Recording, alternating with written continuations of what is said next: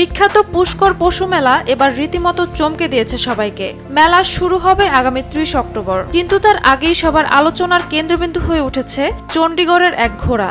নাম তার শাহবাজ। অবিশ্বাস্যভাবে মাত্র ২.৫ বছরের এই ঘোড়ার দাম উঠেছে ১৫ কোটি টাকা। পুষ্কর পশু মেলার আয়োজন হয় রাজস্থানের আজমের জেলায়। ঘোড়ার মালিক নগারি গিল জানিয়েছেন, শাহবাজ কোনো সাধারণ ঘোড়া নয়।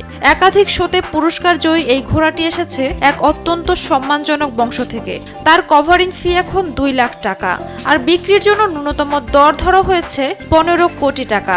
ইতিমধ্যেই এক ক্রেতা ৯ কোটি টাকা পর্যন্ত প্রস্তাব দিয়েছেন, কিন্তু গিলের স্পষ্ট কথা, ১৫ কোটির নিচে শাহবাজ বিক্রি করবেন না।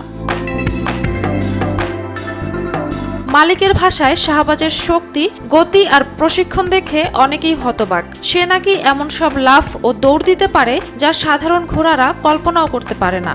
রাজস্থানের এই মেলা মূলত উটের মেলা হলেও এবার ঘোড়াটিই যেন ছাপিয়ে গেছে সবকিছু।